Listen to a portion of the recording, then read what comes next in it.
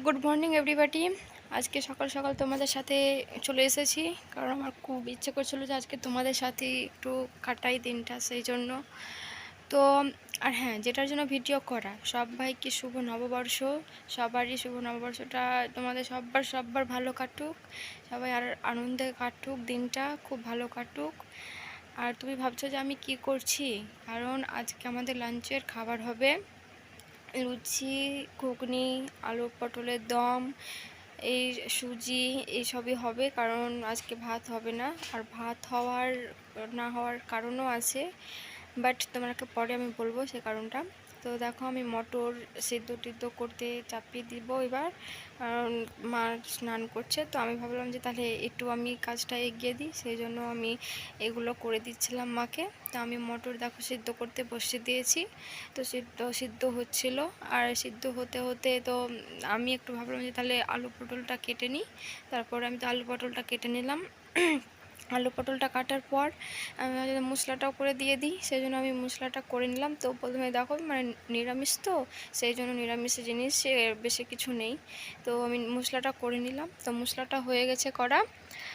তো এবার আমি চলে যাব স্নানে, কারণ আমি এখনও স্নান করিনি। সকালে উঠে তো আমি এই কাজগুলো করে নিয়েছিলাম, আমি স্নান করিনি। তো মা করছে, মার হবে, তারপর আমি স্নান করে নেব।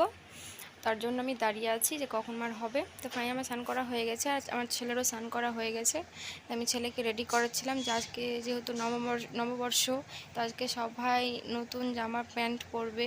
তো আমি সেরকম ছেলের জন্য কিছু কিনতে পারিনি, শুধু একটা এমনি শুধু গেঞ্জিগুলো কিনেছিলাম, সেই জন্য ওটাই পরিয়ে দেবো ওকে।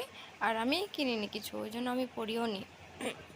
তো আমার ছেলেটা এত বদমাইশ না, যে মানে ওকে যদি আমি রেডি করাতে চাই তো এত বদমাইশ করে যে একটু মানে ভালোভাবে শান্তিতে ওকে আমি রেডি করাতে পারবো না।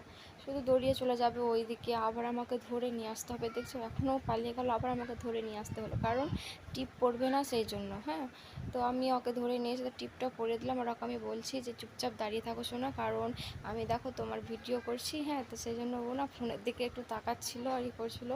তা আমি ওকে সব রেডি করিয়ে দিলাম। রেডি করার পর আমি তাহলে দেখি মা কি করছে না করছে।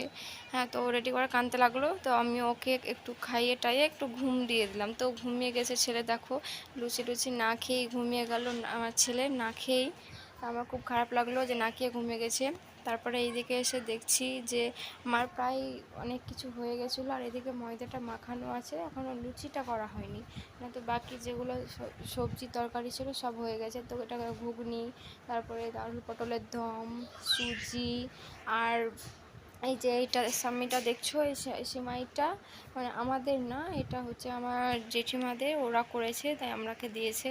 আর এদিকে দেখো লুচির জন্য লই টই করা হয়ে গেছে। তো আমি এখন একটু মাকে বেলে টেলে দেবো। তো লুচি করা দেখো অনেকটি লুচি হয়ে গেছে। আমার তো লুচি দেখছি আমার জিভের রস চলে আসছে, কারণ আমার লুচি সবটাইতে ফেভারিট জিনিস একটা। হ্যাঁ, তো দেখো লুচি হচ্ছে, কী সুন্দর লুচি কালার ফুলছে। আর তোমরা বলো নববর্ষতে কি কি করেছো খাবার, তোমরা নিশ্চয়ই আমাকে কমেন্ট করে জানিও। আর কে কে ড্রেস পরেছো নতুন, সেটাও তোমরা বলো। তো বাকি সব কিছু হয়ে গেছে, আমি খাওয়ার জন্য বসেও গেছি। দেখো এটা সিমাই, তোমাকে তো বললাম। হ্যাঁ, তো মানে আমাকে অতটাও ভালো লাগে না, যেহেতু মিষ্টি জিনিস আমাকে খুব একটা ভালো লাগে না, কিন্তু খেলাম। হ্যাঁ, তো দেখো লুচি, আলু পটলের দম আমি প্রথমে টেস্ট করছি। তো ভালো লাগছিলো খেতে, মানে দমটাও ভালো হয়েছিল, লুচিটাও খুব ভালো লেগেছিলো। তো যাই হোক, তোমাদের সাথে অর্ধেক দিনটা কাটিয়ে আমার খুব ভালো লেগেছে।